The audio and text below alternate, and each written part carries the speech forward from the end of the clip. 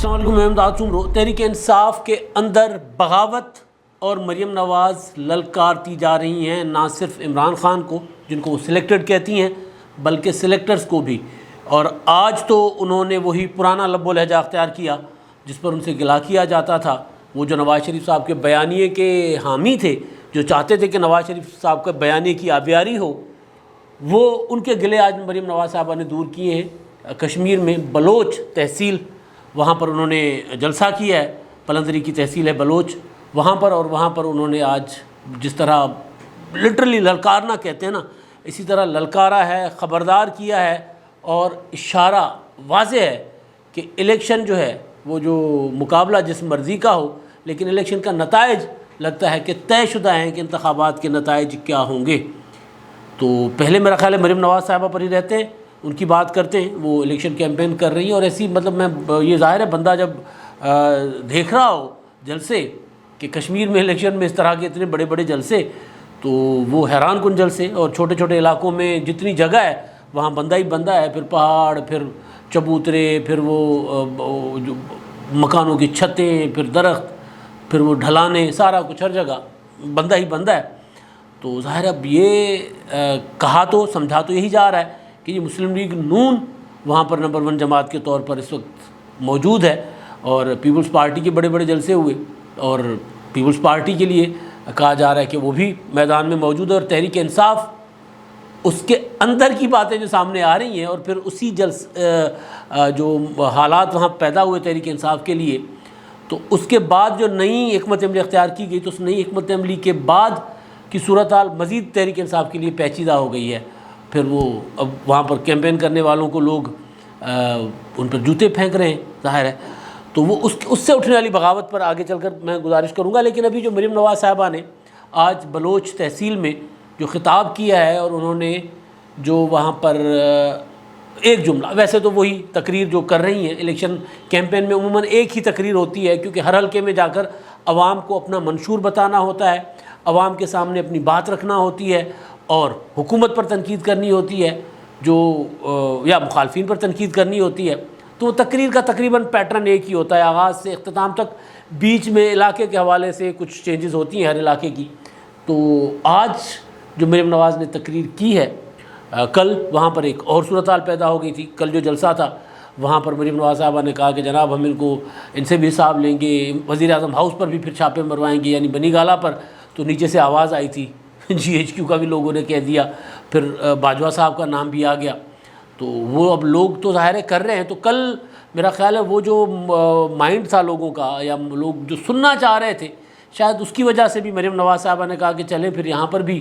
تھوڑا سا وہ پاکستانی ٹچ دے دیتے ہیں، جو پاکستان میں بات کرتی ہے مسلم لیگ نون، کرتی رہی ہے۔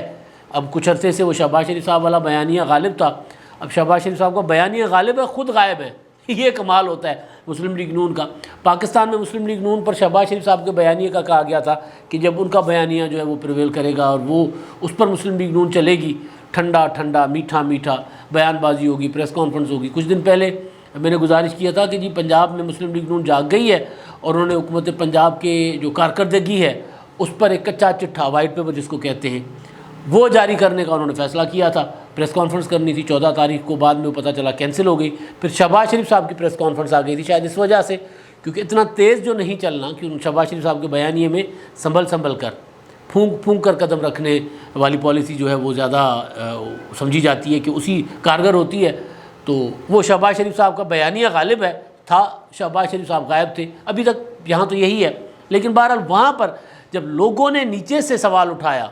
لوگوں نے نیچے سے ذرا وہ کہتے ہیں نا کہ اشتعال دلایا، یا لوگوں نے بتایا کہ جی آپ کا بیانیہ جو تھا ذرا اس پر بھی آئے نا، تو پھر آج مریم نواز صاحبہ نے وہاں پر تقریر میں کچھ تھوڑا سا تبدیلی کی ہے، اور وہ تبدیلی ہے تو تھوڑی، 2 جملوں کی تبدیلی ہے، لیکن ہے بڑی معنی خیز، ہے بڑی خطرناک۔ اور اس سے اتنے بڑے بڑے جلسے دیکھنے کے بعد آپ سوچیں کہ اگر مسلم لیگ نون کو انتخابات میں شکست آ جاتی ہے آزاد کشمیر میں تو کون مانے گا، یا PTI جیت جاتی ہے وہاں سے تو کون مانے گا۔ مطلب پیپلز پارٹی، مسلم لیگ نون، میں بار بار کہہ رہا ہوں کہ مقابلہ ان کا ہے، جیتنا PTI نے، یہ جو طے کیا گیا ہوا ہے۔ تو اسی وجہ سے آج مریم نواز صاحبہ نے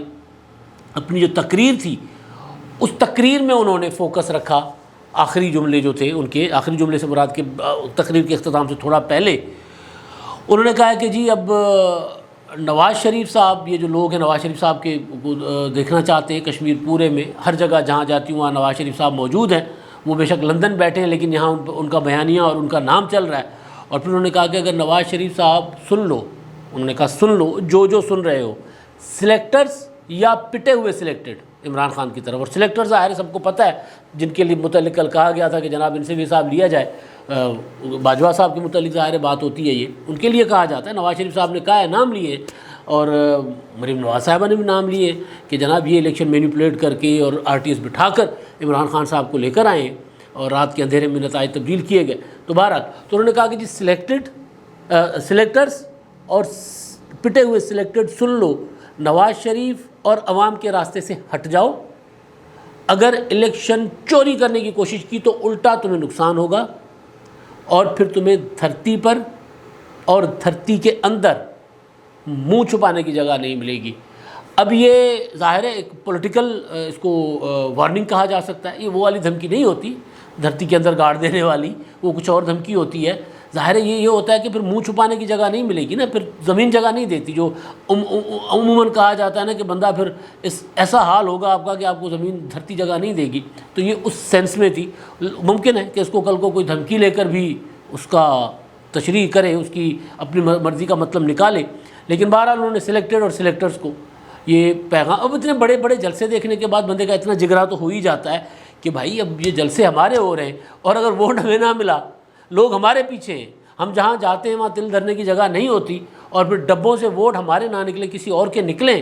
تو پھر اتنا تو بندہ حق و جانب ہوتا ہے کہنے کا، کم از کم سلیکٹڈ کو تو حق و جانب ہوگا نا۔ اور ظاہر ہے وہ اگر کوئی سلیکٹر کوئی اور ہوگا تو پھر حساب کتاب تو اس کو بھی دینا ہی پڑتا ہے، بھائی دینا پڑے گا۔ ماضی کے سلیکٹرز نے دیا ہے حساب کتاب، چاہے ان کو سزائیں نہیں ہوئی، لیکن قوم نے بتا دیا کہ بھائی IGI کیسے بنی تھی، پیسے کیسے تقسیم کیے گئے تھے، کس کو کیسے لایا گیا تھا، کیسے الیکشن کروائے گئے تھے، تو وہ سارا ایک تاریخ ہے پاکستان کی، جب سے بنا ہے اب تک سب پتہ ہے کہ کیسے کیسے ہوتا آ رہا ہے۔ تو حساب کتاب لینے کا مطلب کیا ہوتا ہے؟ یہی ہوتا ہے کہ جناب کردار بے نقاب ہو جاتے ہیں،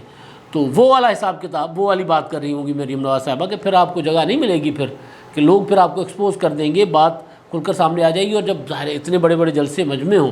اور یہ کیوں کہہ رہی ہیں؟ یہ اس لیے بھی کہہ رہی ہیں کہ جو منصوبہ میں نے آپ کو گزارش کیا تھا 2 دن پہلے، سوموار کو جو میٹنگ ہوئی ہے عمران خان صاحب کی زیر صدارت، اس کے بعد جو صورتحال بنی ہے، اب اس میں ظاہر ہے یہ تحریک انصاف تو بالکل ایک اطمینان کے ساتھ بیٹھی ہوئی ہے کہ جی حکومت ہماری ہے کہ آزاد کشمیر میں ہم جائیں نہ جائیں، ووٹ مانگیں نہ مانگیں، ہمارے کیمپین کرنے والا جو لیڈ کرتا ہے، جو الیکشن مہم کو لیڈ کرنے والے کو بے شک ایک ہی جلسے میں 3 جوتے پڑے، مطلب علی امین گنڈاپور صاحب کو، وہ جو بھٹو صاحب کو غدار کہنے کے بعد، تو وہاں پہ تو اب ظاہر ہے وہ ڈر کے جا رہے ہیں جلسوں میں کہ دوبارہ نہ پڑ جائے، کیونکہ بھائی کشمیریوں کی پیپلز پارٹی کو ووٹ دے نہ دے، بھٹو شہید کے ساتھ کشمیریوں کی محبت، کیونکہ پیپلز پارٹی کی بنیاد کشمیر ہے، بھٹو شہید کے ساتھ کشمیریوں کی، گلگت بلتستان والوں کی جو محبت ہے، وہ وہاں جا کر لوگ جب دیکھیں، اگر وہیں انہی کشمیریوں میں کھڑے ہو کر اگر کوئی تاریخ سے ناواقف بندہ یہ کہے کہ جی وہ بھٹو غدار تھا، تو پھر کشمیری تو اس کو جواب دیں گے، اور دیا، اور اسی دن دیا یا اگلے دن دے دیا، وہ جواب مل گیا اس کو۔ تو بہرحال تو مریم نواز صاحب، وہ جو پلان کیا جا رہا ہے PTI کا کہ جی کس طرح الیکشن جیتنا ہے، اور وہ سمجھ رہے ہیں کہ ہم جیت کر بیٹھے ہوئے ہیں گراؤنڈ پہ، بے شک نہ بھی ہوں، تو یہ مریم نواز صاحبہ کو پتہ چل گیا ہوا ہے، ظاہر ہے وہ بھی پتہ کیا چل گیا ہوا ہے، وہ تو سارے سیاست کے کھیل میں یہ جتنے بھی لوگ ہیں ایک دوسرے پر نظر بھی رکھتے ہیں، خبر بھی رکھتے ہیں، اور 100% ایک دوسرے کی چالوں سے واقف بھی ہوتے ہیں کہ اگلا کون سی چال چلے گا تو اس کے جواب میں کون سی چال چلی جائے۔ تو یہ وہ چال ہے یا کارڈ ہے جو مریم نواز صاحبہ نے دکھایا کہ پھر ہم، اگر آپ لوگوں نے الیکشن چرایا تو پھر ہم ریزسٹ کریں گے، اور پھر الیکشن جو سلیکٹ ہوگا، یعنی یہ کہہ رہی ہیں نا جو چلے ہم جو کہتے ہیں جس کو حکومت دو گے وہ، اور جو حکومت دلائے گا وہ، دونوں کو بے نقاب کیا جائے گا۔ ایڈوانس میں مریم نواز نے وہ جو پاکستان میں 2018 کے الیکشن کے بعد کا بیانیہ تھا، پہلے بھی تھا، پہلے بھی نواز شریف صاحب سوال اٹھاتے رہے ووٹ کو عزت دو اور مجھے کیوں نکالا والا، لیکن اس کے بعد تو پھر نام لینا شروع کر دیے نا۔ پہلے نام نہیں لیتے تھے، جس پر اعزاز احسن صاحب ان پر مذاق کیا کرتے تھے ان کا، کہ جی منع کے ابا کیا ہے، مطلب نام لینا کہ کس نے نکالا ہے، کس نے سارا کچھ کیا ہے۔ اس کے بعد نواز شریف صاحب نے نام لیے، پھر نام لیے تب بھی سوال اٹھے کہ جی نام کیوں لے رہے ہیں۔ تو بہرحال اب مریم نواز صاحبہ نے ایڈوانس میں کہہ دیا ہوا ہے کہ جی جو سلیکٹرز جو ان کو سلیکٹ کر کے لے کر آئے تھے وہ اور یہ خود، اگر ان دونوں نے مل کر الیکشن چوری کرنے کی کوشش کی تو پھر ان سے حساب لیا جائے گا۔ اور یہ بات کل لوگوں نے مجمع میں کھڑے ہو کر کی تھی کہ جناب حساب صرف بنی گالہ والوں سے نہیں لینا، دوسروں سے بھی لینا ہے۔ اچھا اب ہے تحریک انصاف کے اندر بغاوت۔ راجہ ریاض، جہانگیر ترین گروپ، ان کو اب موقع چاہیے P T I Imran Khan صاحب کی حکومت کی پالیسیز کے خلاف کھڑے ہو کر بات کرنے کا۔ ویسے راجہ ریاض جالے رہے ہیں، وہ جیو بھٹو کو نعرے لگاتے رہے ہیں اور بڑا اپوزیشن لیڈر رہے ہیں پنجاب میں، اور شاید وہ ان جالوں میں نہیں ہیں جو ان سیاسی کارکنوں میں یا سیاسی لوگوں میں نہیں ہیں جو پارٹی چھوڑنے کے بعد پارٹی کا نظریے سے ہی بالکل منحرف ہو جائے، کہہ دے کہ جناب یہ پارٹی تھی نہیں۔ کچھ لوگ ہیں، میں نام نہیں لوں گا، ہمارے دوست ہی ہیں، وہ مطلب جب آصف زرداری صاحب کے جہاز میں پھرا کرتے تھے، جلسوں میں تقریریں، نعرے شعرے، آج کل پی ٹی آئی کے اسپوکس پرسن بن کر وہ آصف زرداری کے انہی دنوں کے کرپشن کے قصے سنایا کرتے ہیں۔ یعنی وہی میں اکثر بات کیا کرتا ہوں کہ جناب الطاف حسین تو راکھا ایجنٹ ہے، غدار ہے، اچھا ہم اس کے ساتھ تھے، ہم پاک ہیں، ہمیں معاف کر دیں۔ یعنی وہ جو باقی لوگ کراچی میں ایم کیو ایم کے جو قائدین جس طرح کہہ رہے ہوتے تھے، اسی طرح کچھ لوگ جو پیپلز پارٹی چھوڑ کر پی ٹی آئی میں چلے گئے، ایک آدھ ہے، زیادہ نہیں ہے۔ وہ آصف زرداری تو کرپٹ ہے، لیکن ہم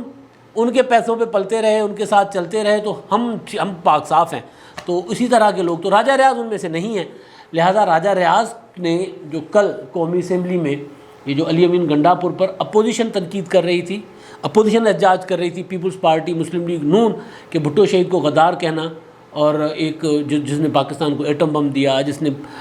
بھارت سے جنگی قیدی رہا کروائے، زمین واپس کروائی، اور جس نے پاکستان کو، یہ والے پاکستان کو کھڑا کیا ظاہر ٹوٹنے کے بعد، تو اس قائد پر، اس آئین دیا جس نے، تو اس رہنما پر کو غدار کہنا، تو ظاہر اپوزیشن تو اس پر پیپلز پارٹی اور مسلم لیگ نون تو یک آواز تھی۔ حکومت کی بینچز سے آواز اٹھی اور وہ تھی راجہ ریاض صاحب کی، اور انہوں نے مذمت کی اپنے وزیر کی، اور انہوں نے کہا کہ جناب وزیر صاحب کو اس پر معذرت کرنی چاہیے۔ اب یہ جو بغاوت ہے، یہ بغاوت آج کی نہیں ہے۔ اگر عام حالات ہوتے تو شاید راجہ ریاض صاحب اس کی تائید نہ کرتے، لیکن شاید اس طرح بات نہ کرتے، لیکن جہانگیر ترین والے معاملے پر جو پی ٹی آئی کے اندر بغاوت ہے، اب وہ بغاوت ظاہر آگے بڑھ رہی ہے، اور اس گروپ کو اپنی شناخت برقرار رکھنے کی جو ہے وہ ہر ممکن وہ تگودو کرنی ہے، اور یہ فیصلہ ہے کہ جناب ہم اپنی شناخت ہر صورت برقرار رکھیں گے۔ تو یہ موقع تھا جو جہانگیر ترین کے خلاف جو نیب کے ایف آئی اے کے معاملات کے بعد، یہ وہ موقع تھا بجٹ کے بعد۔ بجٹ میں بھی انہوں نے تنقید کی، آپ کو پتہ ہوگا نور عالم خان اور دوسرے لوگ تو مہنگائی، بجلی شجلی پر بات کرتے رہتے ہیں، لیکن یہ پالیسی وہ پالیسی تھی جو عمران خان نے بنائی تھی۔ علی امین گنڈا پور کے الفاظ نہیں تھے، میں آپ کو گزارش کر چکا ہوا ہوں کہ یہ عمران خان صاحب نے وہاں پر طوفان دھول اڑانے کے لیے یہ پالیسی بنائی تھی کہ وہاں پر کوئی ایسی گالم گلوچ شروع کرو تاکہ افراتفری مچے، اور الیکشن میں کون جیت رہا ہے، کون ہار رہا ہے، کس کا وہاں وہ پلڑا بھاری ہے، وہ لوگ بھول جائیں، لوگ بحث کریں اس بات پر کہ جی بھٹو غدار تھے کہ نہیں تھے۔ یہ بات، یہ عمران خان صاحب کا بنایا منصوبہ تھا۔ اس منصوبے کے خلاف